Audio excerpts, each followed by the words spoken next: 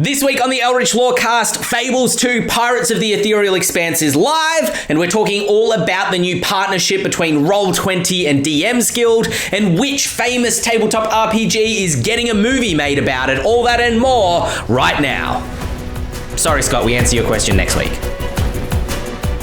Hello, everybody, and welcome to this week's episode of the Eldritch Lorecast, the number one lorecast in all multiverses, or at least one multiverse, I hope, out there somewhere. My name is Ben Byrne. I'm here with Dael Kingsmill, James Hake, Shawn Merwin, as each week. And this week, I'm just jumping straight into it. James Hake, I have to ask you, Fables 2 now released, and you have had a very large hand in realizing this project. We had Joe Rasso on a couple of weeks ago talking about it, but I want to get how you're feeling at the start of July now that Fables 2 has launched. It's here! Pirates of the Aetherial Expanse is here! I couldn't be happier. This first episode is an absolute bombshell. If you were here for Fables 1, Citadel of the Unseen Sun, the second Grim Hollow, familiar setting for many of you, it leapt right into the action, a full sort of 80-page-ish, 60-page-ish adventure right off the bat.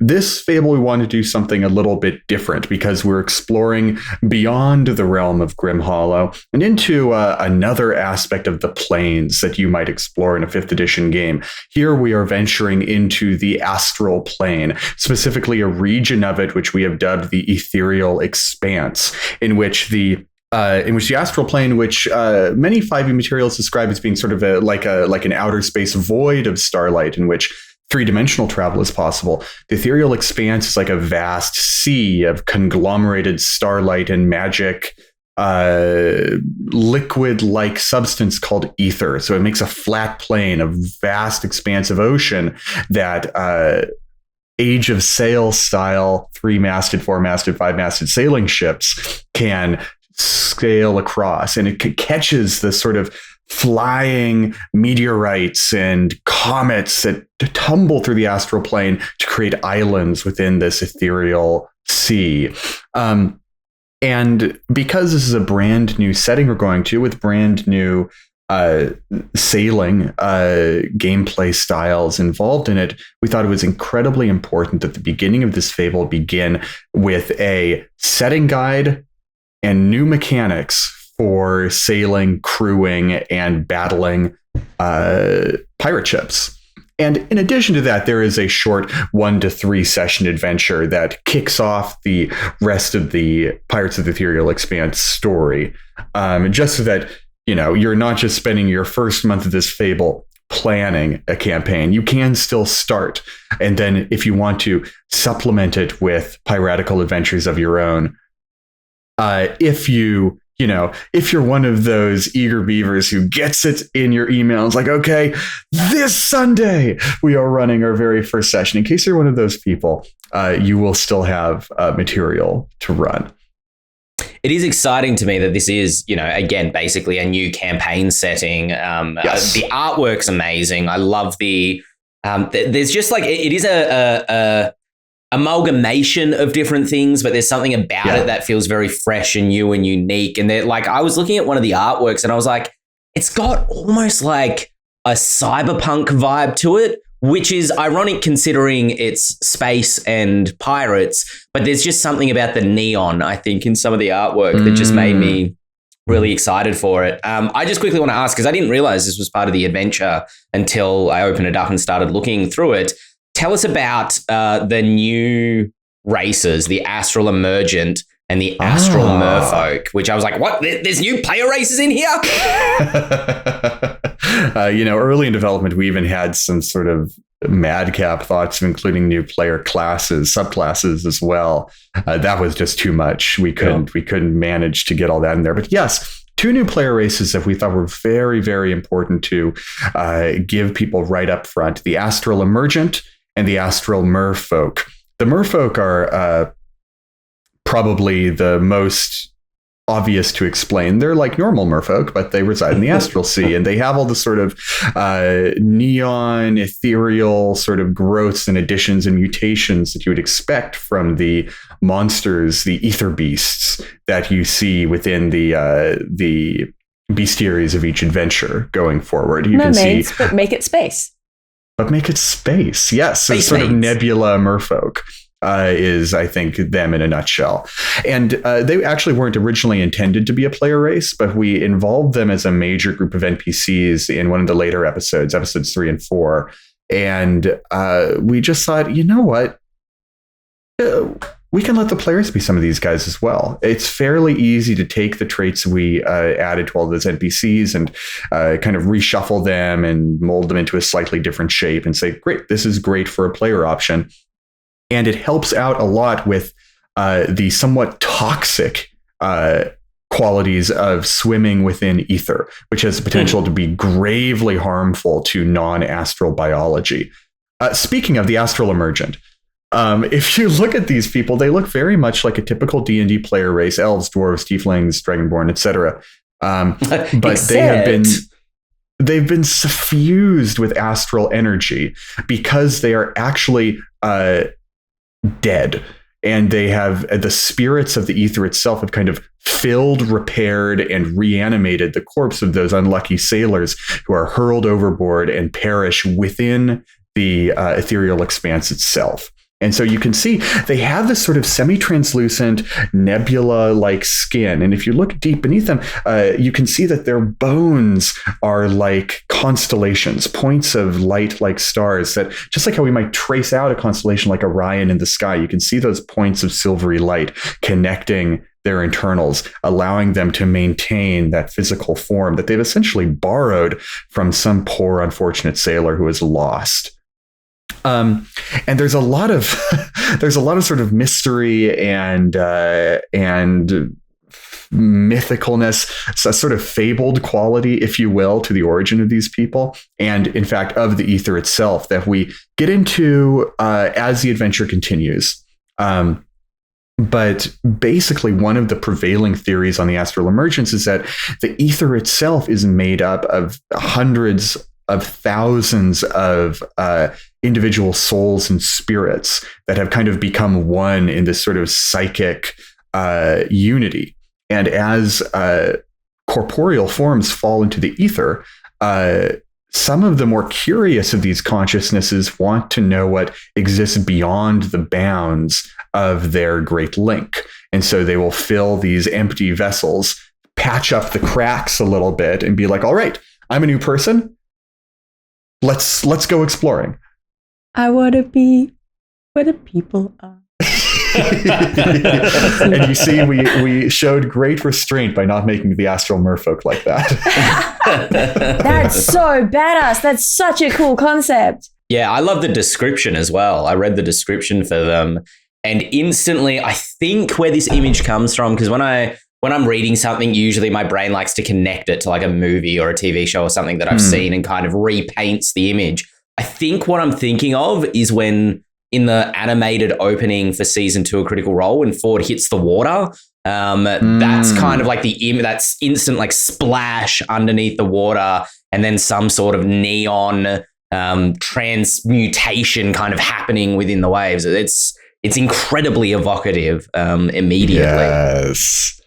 That's what I really hope. The idea of water and its kineticness. Maybe this is just because I live by the ocean, and maybe coastal Australians can relate to this, but there's something incredibly primal and powerful and physical about the way the water moves. And the more of that sort of power of the sea that can be represented in like the actual magic of this very high magic setting, the better I think it turns out. And that's why the sea is so, neon and galaxy print and full of magical power, just because it's in the imagination of humanity. It has that power. So just crank it all the way up.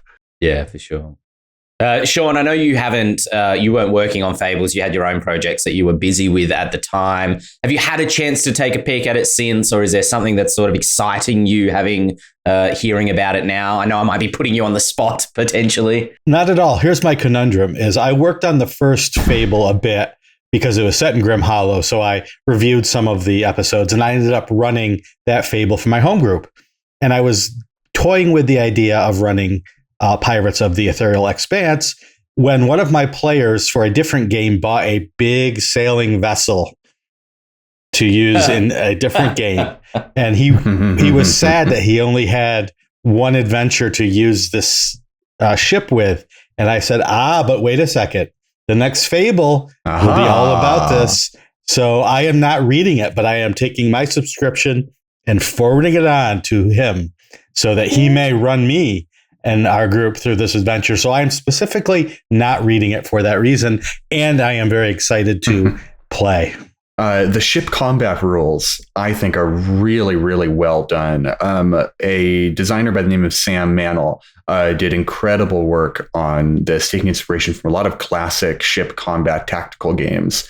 And it's so good. It's so like dense and tactically interesting and involved that as we were playtesting it, we came to the conclusion that we also need simpler rules for it because it's such a mini game in and of itself that people who really love it will feel it in their bones. They're like, I want as many excuses as I can to play this aspect of the game.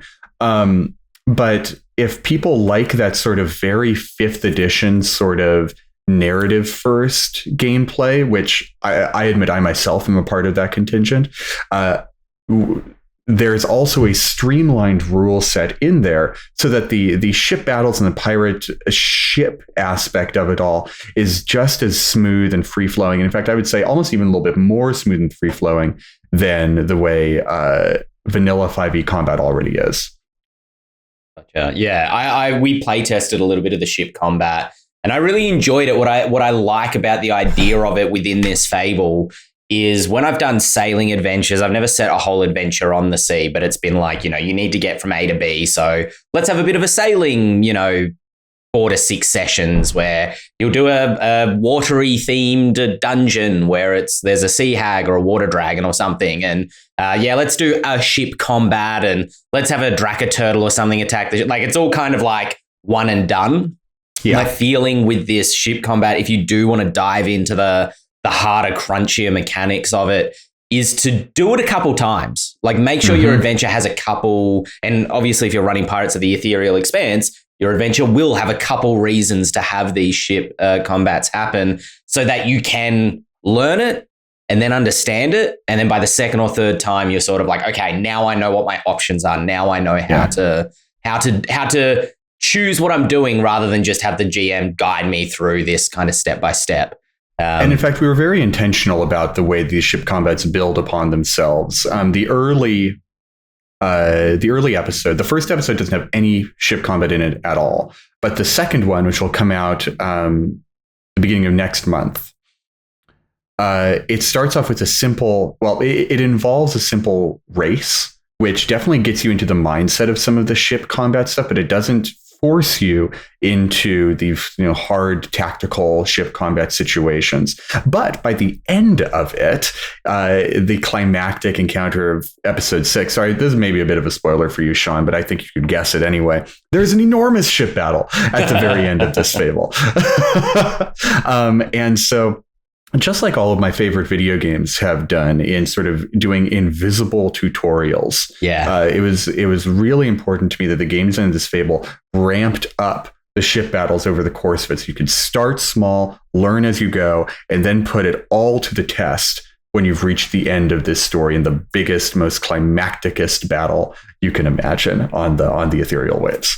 Talk a little bit, James, about the writing and the art team, as a matter of fact, because I know that this was not just, as these projects never are, a single person working on them. There's quite the team that has gone into this, and I wanted you to give you a moment to quickly shout out. But I want you to deliver it like a heist movie when they're explaining each person's role in the team.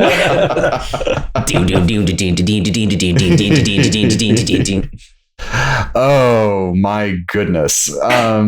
Dael, I won't be doing that. You don't have to do it. I'm going to not yes and that one. But there was an enormous just a bevy of writers that were brought onto this one. If you look at the actual page count of a Fable, which is approximately 80 pages per episode. And this first episode one is more like 120 because of all of the setting guide and new mechanics information that's vital to the Fable within it. You've got 400-500 pages of adventure over a 6-month period, which is just, hey, Wizards of the Coast can't do that. I'll just say that right out. And so we brought on a lot of people to do this adventure while I supervised from the top and was also involved in writing the setting guide. But here in episode 1, we had Sam Mantle, who I mentioned earlier, did the mechanics. Gabe Hicks, who you may have seen on Twitter, is now the senior designer over at Steamforged Games. Congratulations to him. He was delightful to have as sort of a co-world builder on this. A lot of ideas came from his head that I took and developed out into larger concepts. Alison Huang is the lead writer was the writer for episode 2.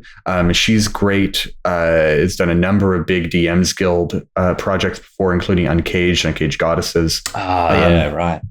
Episode 3 had a team of 3 people working on it at various stages. We had Jess Ross and Jen Vaughn, who are both also known in the sort of DMs Guild community, and Sarah Madsen, who was also a part of Fable 1, a part of Citadel of the Unseen Sun. She did the big the Astoyan Empire open world in episode 4 of that Fable. Episode 4 of Pirates also had a big team. Kat Kruger, Jen Vaughn as well, known for projects with the Adventurers League and DM's Guild and Wizards, and Anne Gregerson, who has done incredible work on the Monster Grimoire and in the Nova Stoya chapter of Fable 1, wrapped up work on episode 4. Sadie Lowry, who I had the incredible opportunity to work with on Call of the Netherdeep, and so we've already had a little bit of murky underwater supernatural collaborative experience together. Took on chapter 5, which involves ghost pirates and a reaper and a massive ghost ship and a lot of big emotions. And she did what she does best on that, which is to bring in huge supernatural powers and give them lots of big emotions, which I am all for all the time. Boy, Shawn. And finally, episode 6, Anthony Joyce, who I have never had the pleasure of working with before, but who I have watched from afar for a very long time, doing stuff in the DM's Guild with folks as illustrious as Ed Greenwood. He brought all of this to an enormous climactic conclusion. So all of these writers are fantastic, and I would be remiss not to mention Joe Rasso as well, who came in at the very end of the project. And while I moved on to another task, onto the next secret thing, he took the last mile of this and oversaw it during editing and layout, and really, in a remarkably short amount of time, learned all the ropes of what it takes to handle a Fable of this size and scope. Yeah, there's been a little bit of a handover, changing of the guard, not in a major way, but in a minor way here at Ghostfire. And so there's been a lot of sort of like people picking up threads and needing to move with the punches very quickly. And Joe's done an amazing job of sort of picking up, to my understanding, right at the tail end as well of this Fable and kind of bringing it all together. So yeah, all the writing was done. A lot of the editing was already done. And he really, the last mile is exactly what he took it on. Yeah. You mentioned the art team as well. Yes. Zoe Robinson was the art director for this, with some additional art direction from our in-house guy Marius. Fantastic. And the artists on this project are too numerous to name, but they include fantastic people like Nikki Dawes, who did some Astral Emergent art. Wow, I'm really blanking on these artists' names, even the ones that I know really, really well. Kent Davis, who I've done a lot of work with on Critical Role projects before. He does some of the most dramatic and beautiful landscapes I've ever seen. And you've just got to look at the list of artist credits in this book, because there are so many of them and so many all-stars too. People who you've seen in Wizards books and Critical Role books and in our own Grim Hollow books, who just kill it. And as you can see from some of the stuff we've been posting on our social media, the sort of neon galaxy glow of the Ethereal Expanse is just captured in unbelievable beauty in all of the art that they've made. Yeah, it's just incredible. Like I said, there's something about it that's very like cyberpunk to me, but I think that's a me thing. I think it's just the like deep blacks, but with like so much color and light kind of contrasting very strongly against it, gives it a very twilighty kind of, I don't know, I'm trying to think of like the feeling it evokes in me is almost like Christmas, you know, like Christmas lights. I'm like, ooh, piratey Christmas. That's where I'm going to settle. So Pirates of the Ethereal Expanse, Fables 2, Pirates of the Ethereal Expanse. I don't know what that was. I went for a 2, but it looked like a 3. Anyway, that is available now if you go to ghostfiregaming.com and you can subscribe to the Fables line. The first episode is currently the episode for July. So if you want to jump in on the ground level for Pirates of the Ethereal Expanse, you can go do that right now. Speaking of loot, which pirates are often known for carrying around on their ships. They call it booty, Ben. They call it booty. Sorry. Give it its real name. My apologies. This transition was going to be speaking of pirating. Do they booty? But, they do. So Roll20 and DM's Guild. Moving on to the next bit of news. Yeah, that was smooth. Are partnering together. So adventures purchased on DM's Guild, as far as I understand, will arrive with digital content that can be used in Roll20 with no additional kind of work on the GM's part. You know who's doing that already? Ghostfire Gaming's Fables was giving you virtual tabletop accessories as a part of the product right from the very beginning. That is true. Maps, digital tokens, get it all. Straight off the bat. But I digress. Back to the news. That would have been a better transition. Speaking of, virtual tabletops. Dante, you can edit it in. Speaking of, virtual tabletops. Anyway, yeah, Roll20 DM's Guild partnering together so that if you purchase an adventure in theory on Roll20, you'll be able to import it straight into, if you purchase it on DM's Guild, you'll be able to import it straight into Roll20 is what I mean to say. Man, I've butchered this intro, which is interesting.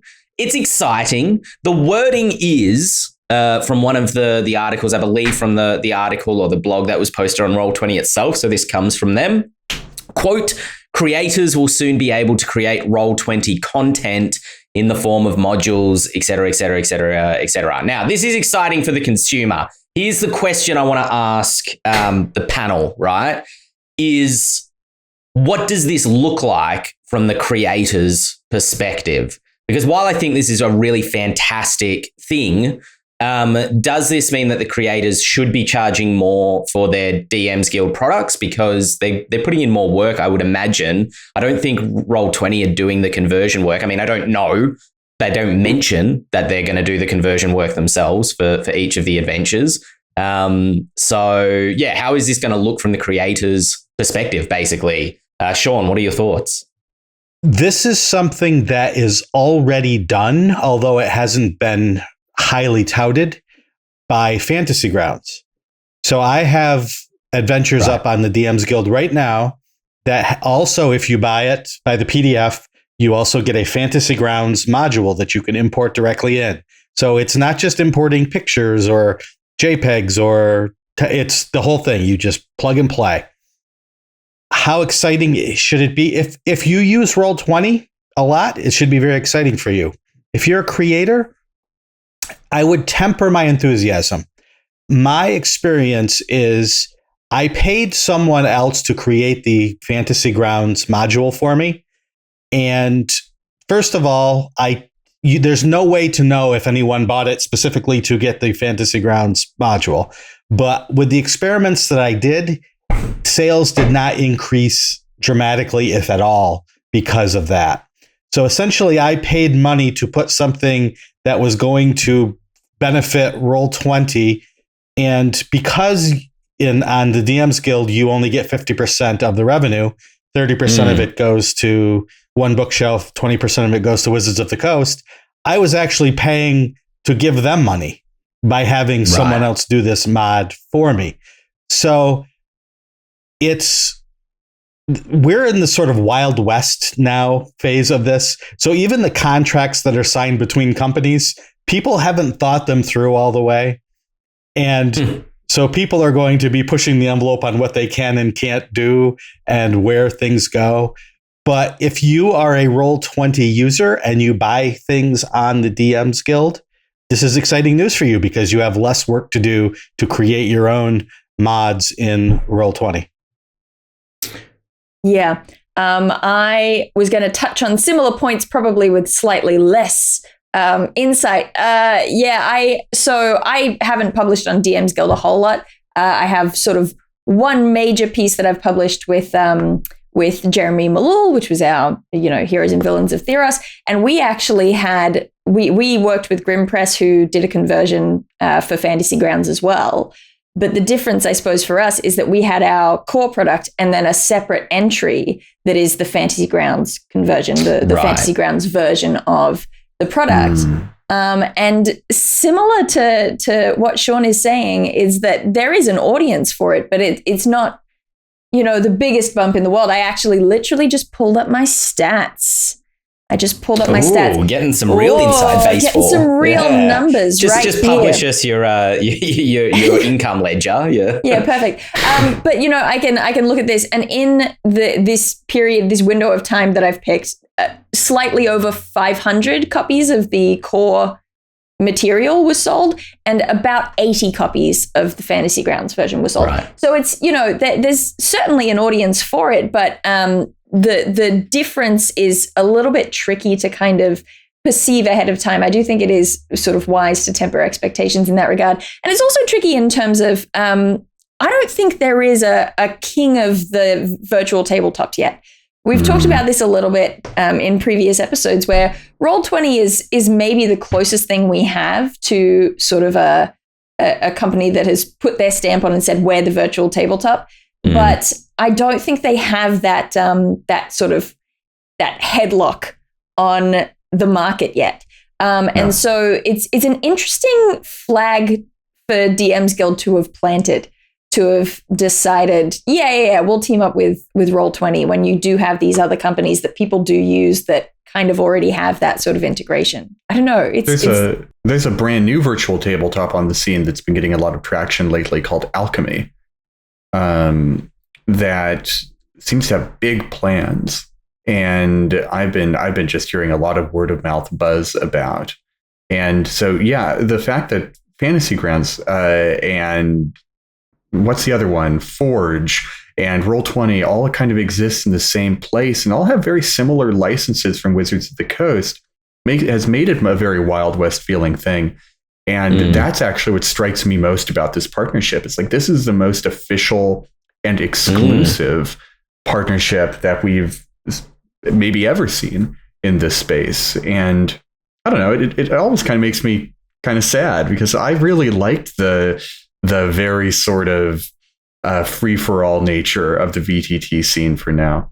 And I'm sure, someday soon we'll see D&D Beyond come out with their own virtual tabletop. We've only been talking about that for 5 years now. That's what I think is extra wild about this is having DM's Guild, who have such a tight partnership with Wizards of the Coast at the moment, to have chosen Roll20 when we're all expecting D&D Beyond to move in the direction of virtual tabletop. That's weird, right? The key term was at the moment. The key term was at the moment, because yes, they do have it right now, but with the acquisition of D&D Beyond, who knows what comes next? And what you get then in a marketplace, just in general business terms, is you get the panic of these third parties who have these nice contracts, these juicy contracts with Wizards, saying, how long is that going to last? And what do we have to do now as the ship is sinking to find a partner that will offer us a life vest? Yeah. And you know what else? what else just came to mind? I mean, it's slightly off the topic of virtual tabletops, but if you think about Roll20, I think it's had its stake in virtual tabletop for sure. But the other thing that Roll20 had going for it was its deal with Wizards of the Coast that let it publish more of the actual rules of the game. That was the place that I used to go to look up the rules for reference when I was designing stuff. Now it's really easy to go to D&D Beyond and do that. And I feel some of that Roll20 audience slowly moving over to D&D Beyond anyway. So that's Yeah, okay, that's interesting. Because I was the thing I was going to pontificate upon, to speculate about, is whether Wizards are kind of doing the Disney model of, well, we can't make that in-house, or if we try to make a version of that in-house, it's not going to be as popular, so we'll just go buy it. You know, like they bought Marvel, they bought Star Wars, they bought we could make a space opera, or we could just buy Star Wars, which is the most popular space opera that there is around.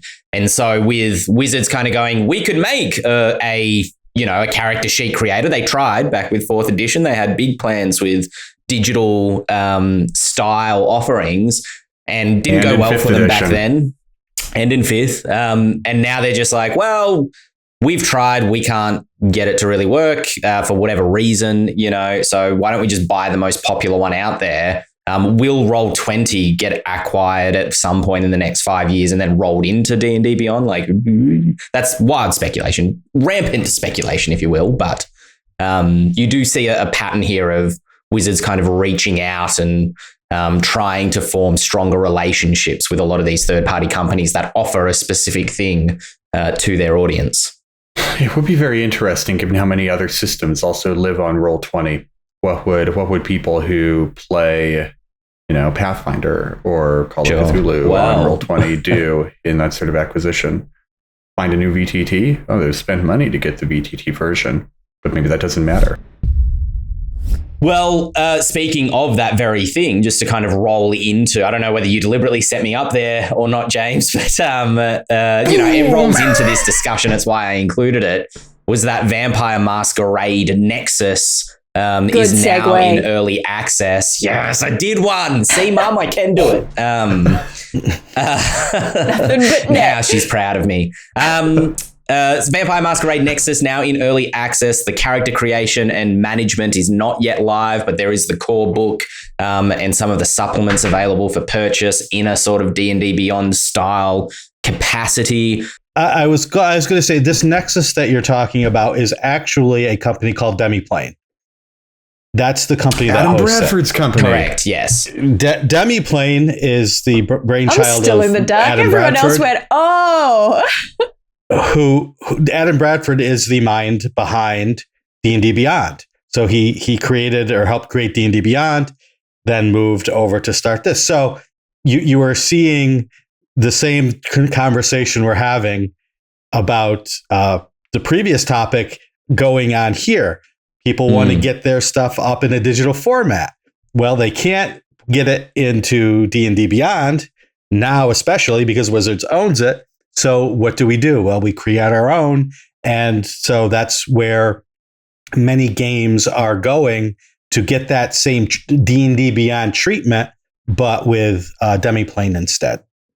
And indeed, if Vampire Nexus sounds familiar to you, like it did kind of mysteriously in the back of my head, you'll find a direct parallel to Demiplane's prior project, Pathfinder Nexus, which is very much D&D Beyondizing Pathfinder, I believe 2nd edition, but don't quote me on that.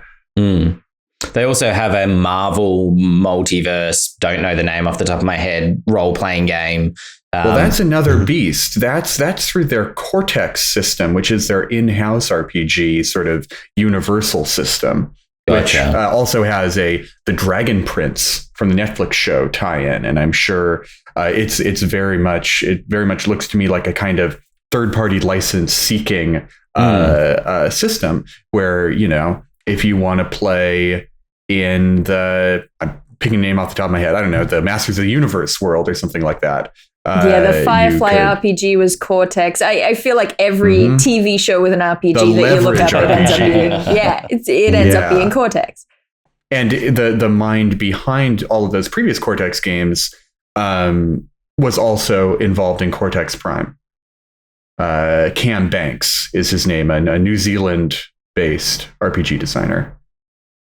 Right, so in Australia. He was involved in early Dragonlance too, if I remember right. So, there's some solid pedigree to all the stuff that's going on here. It's just not involved in, what D&D is doing in its modern incarnation. Well, that's why it's so fascinating, right? Is that Demiplane seems to be exactly as you said, reaching out and trying to be an answer for places that don't use or can no longer use D&D Beyond or struggle to use Roll20 for whatever reason. And if Roll20 begins to get more and more sort of in Wizard's pocket, for a less sort of prejudiced sounding term, or cynical sounding term, I think is what I'm looking for.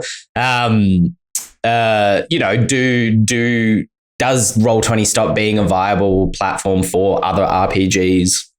What does Roll20 want? What's better for Roll20? To basically be paid for by Wizards of the Coast and become part of that company, or to continue to provide offerings to a variety of different games and publishers?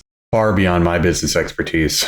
Better for whom, right? Better for the owners of Roll20? Yeah, true. Probably having Wizards offer you X million dollars for your company would be better. Better for the users? Who knows? None of these tabletops that I've used, and I've used a few, are completely intuitive. They all have a learning curve, some much steeper than others.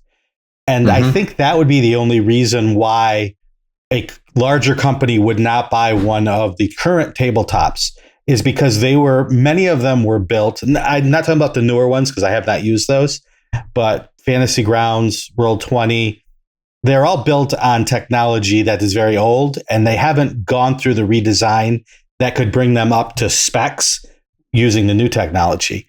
Now, that might keep Wizards of the Coast from buying Roll20.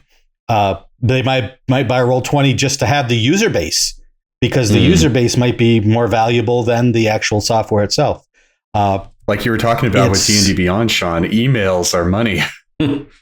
Yes. Yep. And the other thing is that I think so far, largely virtual tabletops have been concerned with versatility, allowing users to do a lot of different things, which is good. Don't get me wrong. But it does clash a little bit with the 5e ethos of keep it simple, that thing that James was talking about just before. There is this attempt with 5e to really streamline stuff and make it more intuitive. You roll the D20 and you add something to it, and that's it. Which it does clash when you're trying to make this virtual tabletop that can do all the things. You can do line of sight. You can do ambient sound that's tied to a specific point, things like that, which are really immersive and cool. But it gets a little hinky in the tinkering. It gets a little hinky in the tinky.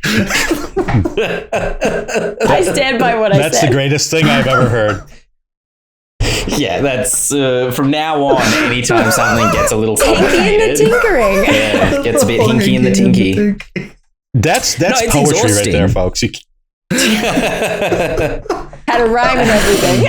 It's like I almost refuse to play RPGs online now, unless there's like a greater reason to do it. Like everybody's not located in the same place. But I'm one of those people. I almost can't help it. Like I like the miniatures. I like the tactile look and feel of playing on a grid. I like the tactical combat of playing on a grid and kind of figuring out positioning and all that kind of jazz.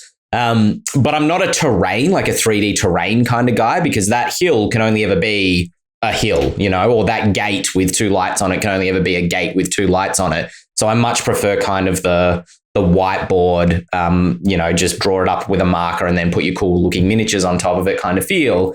Virtual tabletops, I always want to go for like a really detailed image. I spend hours making a wizard's tower. Approach. Yeah, exactly. I'm putting like I'm putting down like all the wizard's books, and then he'd have some candles on this table so that he can see the books. And he's got like this here, like candelabra over in this corner. I've done some cool things where you use the Fog of War. I was using Arkenforge, which is an Australian virtual tabletop, and basically create an object. It was a statue, made it so the fog of war couldn't be seen through and put it in front of a gap in a wall so that it was a literal visual puzzle that if the players solved, I could move the statue to the side and it like revealed the wall. And then I played the Zelda sort of sound. That's cool. That's damn cool. But it's exhausting, right? Super cool. Yeah. Hate prepping D&D that way because it's just like, not only do I have to write and figure out what I want to be in the dungeon,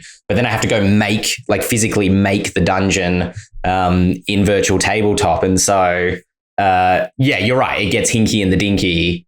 Indeed. That's not what I said. Yeah, I know, but that's what we're going to tell everyone like you it's said. Transforming, and it just gets worse every time. It's mutating at a rapid rate. It can't be stopped.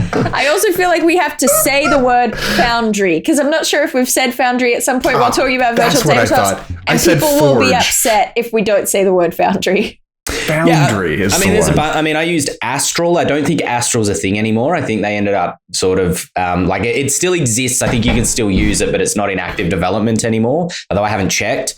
Owlbear Rodeo, I hear good things about in terms of being something that's very simple and easy to use and doesn't have much hinking in the dinking. I can't even remember what it was anymore. All right.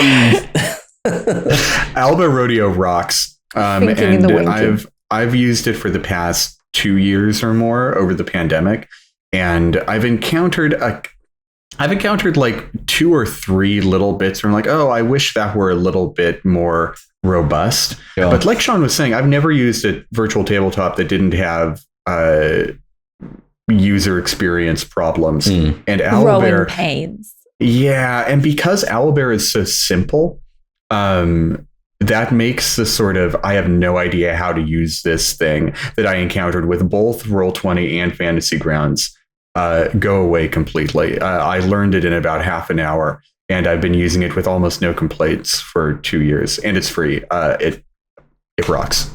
Yeah, the I should look into that. Best feature of all. Yeah. I think some people might complain. Some people who like you, Ben, well, not like you, but related to your problem. It's got more setup like time. People like you who always complain. Whinges and whiners. Just like Ben. Ooh, that comment got a little hinky in the yeah, when you've got a dinky that needs to be hinkied, I just no thank you. I'm not down for it. Like you were saying, Ben, you love to set up elaborate situations, and the biggest challenge with Owlbear is that unlike the big boys, you can't just buy an adventure module on it and have all the tokens and maps and etc. that you need. You better be prepared to be subscribed to 2 or 3 map makers Patreons so that you have a bunch of cool maps that you have available to use, and you'd better be able to drag monster images off of D&D Beyond and use a Photoshop or Photoshop-like tool to make little tokens for them. And that's all stuff that I know how to do, but I don't think everyone knows how to do. It's stuff that's fairly easy to learn, but like that sort of learning curve when you just want to play D&D can be a bit of pain in the neck. Yeah, just setting, during lockdowns when I was running a lot of games online, the folders on this computer, this quite powerful gaming laptop, although I know I say that and that's probably a contradiction to some people. But anyway. Bit of an oxymoron. Purchased to be able to run, the bigger boys that use a bit more hard drive space, so to speak, like Ark and Games Forge. Such as The Witcher. I did play The Witcher 2 on this, probably not The Witcher 3. I don't think it could handle that, but I did play The Witcher 2 on this. It was great going back to Geralt's Nintendo Switch can run The Witcher 3. Yeah, I know, but not the PC version, the Nintendo Switch version. The files on this, the folders, all the artwork, all the Patreons that I backed, all the map makers, amazing stuff. And some of the tokens are incredible as well. And I look through token packs like I would look through miniature boxes and be like, oh, I want to use that. I'm going to use that for my next encounter. And it's just a mess because I remember taking like 3 hours one day because I had bought a whole bunch of token packs and a whole bunch of maps. And I was like, I need to sort this. I cannot let this be a mess. And it took me 3 hours to drag all the monsters together, all the aberrations together, all the undead together. The undead was the hard part in particular because there's Anyway, that whole part can Certified be a bit. Ben Some of moment. us, Benjamin, organize our map image downloads as we download them. Well, that's what I started doing, but even that can take a bit of hinkering. Tinkering? I'm not sure which one. Tinkering? Yeah, tinkering. There we go. That's where I... Yeah, tinkering is the word she said, Ben. I don't know where I got dinkering then from. I feel like this is slander on some level. Yeah, maybe, but I want to, before we have to wrap up, we've got a little bit of time left. I do want to talk about the other huge bit of news this week. Which is that Alice is Missing, which is an RPG, a silent RPG, in fact, published by Hunters Entertainment, written by Spencer Stark, is getting a movie made, has a Paramount deal to get a movie made. Dael, James, Shawn, I'm not sure, although I've heard Dael and James talk about it before. Tell me about Alice is Missing. I've never played it. I've heard about it by reputation. I've heard it's great. But talk to me about the role-playing game. I mean, it's an atmospheric experience more than anything, I would say. Would you say, James? Here's my strong statement. James, back me up. Yeah. I mean, it absolutely is an atmospheric experience. The only thing I would differ on is I wouldn't state it so it seems like it's, less of a role-playing game, more of an experience. It's absolutely a role-playing game. It 100%. But it is extremely atmospheric and curated. So there's, it's on a 90-minute timer with its own curated playlist that measures out the timer. It's absolutely an experience. And I suppose the big defining difference is not... It's so bizarre because we say role-play game and we have a certain image in our head. And a lot of games follow that model of, the pen and paper tabletop role-play game. Whereas Alice is Missing really takes it and just does role-playing game. I think it's worth saying that it's a role-playing game insofar as it is a game in which you role-play. And free your mind of any other expectations that the term RPG might conjure. Sure. That's it. But it's really clever in the way that it designs it. And I think the significant thing that makes it really a viable option for turning into a film is that you have sort of a specific cast of, it's weird, I don't want to say characters. There are names and sort of identifying traits that sort of come ahead of time that can be transformed into a film. But in terms of the way that it plays as a role-playing experience, it gives you prompts and leaves a lot of room for you to fill in the gaps, which is just such a clever approach to a heavy emphasis on playing a role within a game. But no, it's this really clever, card-driven, prompt-driven role-play experience that just, for 90 minutes, you and your friends sit alone in a room, not talking to each other and bonding harder than you've ever bonded before. I think it's a great game for people who want to improv, who don't like to stand up on stage and improv, because it lets you improvise based on That's a great description. but you do it on your phone rather than you're up on stage in front of people. So it can be a nice gateway for those introverted wannabe improv folks. Yeah, that's a really great description. And because it sort of keeps those prompts coming at fairly regular intervals so that it leaves you enough space that you're driving the story and the dialogue is all you and you are improvising, but it doesn't leave you hanging so that you have to make everything up. It keeps you fed. It keeps you sustained for the whole process. I don't know. I want to wax lyrical about it all the time, every day. I think what makes it interesting is that I've seen and heard of games like it, but at its heart, it's a mystery. So while you are role playing and you are doing all these things, there is a deep mystery that you are trying to solve while you build your character and build relationships around the prompts. So some games like this might get lost in delving into relationships, but not giving you that driving story that you're trying to get to the end of. And that's what I think is really cool about this game. And I think this game begs comparison to Stranger Things, given that that's in the zeitgeist right now. Stranger Things does a great job of melding that sort of character moment plus mystery plus teen drama. So if you're wanting to do a little bit of Stranger Things-y role playing, you could do much worse than Alice is Missing. Yeah, if you want to experience something more like Stranger Things, it's probably a better fit than D&D in a lot of ways. And I mean, look, this is not something that actually connects to the movie at all. But it is just something that I want to talk about with Alice is Missing all the time. I think it is so cool to have a teen drama mystery game that rather than being scared of phones, I feel like a lot of those games, there is an instinct to go, phones are going to ruin everything. We got to get rid of them. We'll set it in the 80s. So that's the thing. We got to do it before there were mobile phones. Alice is Missing deliberately sets it up all about the phones. And it ends up in really weird little character elements that I never would have expected. I'm not someone who, let's say I don't use emojis in a traditional way. That seems like the simplest explanation. Okay. But playing this game and taking on this character, I immediately I became like the most basic, like white girl use of emojis ever. I'm using that hair flipping, like constantly. I became that person just because it felt like how I had to express what was happening.